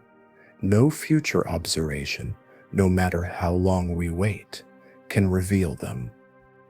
The first type of unobservability is temporary and practical. The second is permanent and fundamental. Similarly, physics at the Planck scale is currently beyond our ability to test. We can't build particle accelerators powerful enough to probe those energies. But there's no principle forbidding such tests. It's a technological limitation. Given sufficiently advanced technology, which might never be achievable, we could test Planck-scale physics. In contrast, observing regions beyond the event horizon is forbidden by the structure of space-time itself. No technology can overcome it. This distinction matters for how we evaluate theories. Predictions about currently unobservable but in principle observable phenomena should be taken seriously, but held tentatively, subject to future testing. Predictions about unobservable in principle phenomena are harder to evaluate. They may be true consequences of our theories, but they're not subject to direct verification. The edge of the universe thus represents not just a physical boundary, but an epistemological one, a boundary between what we can know and what we must infer or accept on theoretical grounds. It challenges us to think carefully about the relationship between observation, theory, and reality, and about what it means to do science at the limits of the observable. Some philosophers argue that the question, does it exist if we can't observe it, is ill-posed. Existence is not observer-dependent. Objects and regions exist or don't exist independently of whether anyone observes them. The moon exists when no one is looking at it. Galaxies beyond the horizon exist even though we can't see them. To deny this leads to a form of solipsism, the idea that only what we observe is real, which is philosophically untenable. Yet quantum mechanics complicates this picture. In quantum theory, measurement plays a fundamental role. A quantum system doesn't have definite properties until measured. It exists in a superposition of states. The act of observation causes the wave function to collapse into a definite state. Does this mean reality is observer-dependent? That objects don't have properties until we look at them? The interpretation of quantum mechanics is still debated. The Copenhagen interpretation suggests that measurement is fundamental, creating reality from possibility. The many worlds interpretation suggests all possibilities are realized in separate branches of the wave function with no collapse. Objective collapse theories propose that wave function collapse happens spontaneously without observers. Each interpretation has different implications for the nature of reality and observation. If reality is fundamentally quantum and observer-dependent in some sense, then the edge of the universe might be more than just a limit on what we can see. It might be a limit on what is real in a quantum sense. Regions beyond the horizon with which we have no interaction might not have definite properties until they come into causal contact with us, which for the event horizon is never. This is highly speculative and depends on contentious interpretations of quantum mechanics, but it illustrates how deep questions about the universe's edge intersect with fundamental questions about the nature of reality. Ultimately, the edge of the universe forces us to confront the limits of science and human knowledge. We are finite beings in an apparently infinite cosmos with finite observational capabilities and finite conceptual tools. The universe may extend far beyond what we can ever see, governed by physics we can never directly test. We make progress by constructing theories, testing them where we can, and extending them cautiously into unobservable realms. But we must also acknowledge the provisional nature of this knowledge and remain humble about the vast unknowns that lie beyond the edge of what we can observe and understand. The edge is perspective, cosmology's lesson in humility.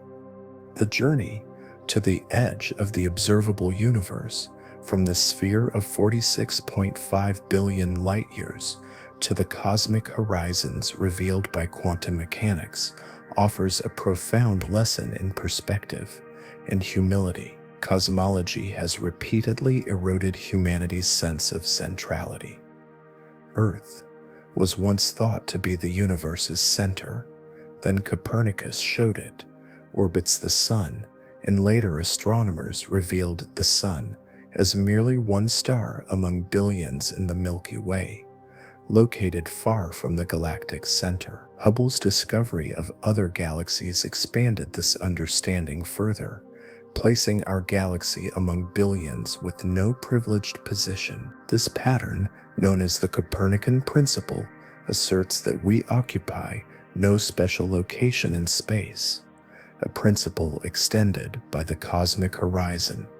Every observer in the universe has their own patch of observable cosmos shaped by the light that has reached them. Our observable universe is just one patch among infinitely many, and the edge we see is not a boundary of existence, but the limit of vision. Recognizing this diminishes our cosmic significance, yet also liberates the imagination, revealing a universe far vaster and more diverse than our finite observations allow. Beyond our horizon lie countless galaxies, stars, planets, and possibly civilizations, hinting at a richness we may never experience directly. The limits of observation shape our understanding in ways that are both practical and philosophical. Telescopes and detectors have steadily extended our reach. Yet the cosmic event horizon imposes an absolute boundary. Some galaxies will always remain forever invisible. The observable universe is not fixed, but evolves with time. So earlier and future civilizations perceive different cosmic landscapes. Scientific truths in cosmology are, in this sense, observer and epoch dependent. The size of the observable universe is a fact about what can be seen from a particular location and time, not about the universe as a whole. While the laws of physics remain constant, the data we can collect, our access to galaxies, cosmic structures, and primordial signals, is constrained by these horizons. Unlike laboratory sciences, cosmology cannot rely on repeated controlled experiments. It is inherently bound by what the universe allows us to see, a reality that underscores both the power and the limitations of scientific inquiry. These limits also challenge reductionist approaches. We cannot step outside the universe to view it as a whole. Instead, we infer its properties from the finite patch we inhabit. Observations of local galaxies, the cosmic microwave background, and large-scale structure must be extrapolated to unobservable regions, guided by theoretical models and assumptions like the cosmological principle that the universe is homogeneous and isotropic on large scales. While supported by observations in inflationary theory, This assumption cannot be directly verified beyond our horizon, leaving room for uncertainty. Cosmologists therefore operate with epistemological humility, recognizing that models are provisional, built on the best available data, but always subject to revision. The edge of the universe illustrates the proper scope of science. It does not claim omniscience, but provides a framework for understanding what can be known while acknowledging what cannot. At the frontier of observation, human creativity becomes indispensable. Cosmologists infer the existence of dark matter from galactic rotation curves, deduce dark energy from supernova distances, and reconstruct cosmic history from subtle fluctuations in the sea. They design simulations, develop theoretical frameworks, and craft thought experiments to explore realms beyond direct observation. Scientific imagination is bounded by mathematics, consistency, and empirical data. Yet within these constraints, it allows humanity to grasp aspects of a universe vastly larger and older than ourselves. In confronting the limits imposed by horizons, fundamental physics, and observational reach, cosmology exemplifies the interplay of creativity and rigor, revealing not only the vastness of the cosmos, but the ingenuity required to understand. The edge of the observable universe is therefore not only a physical frontier, but a philosophical and intellectual one, teaching humility, inspiring wonder, and highlighting the uniquely human endeavor of comprehending the infinite.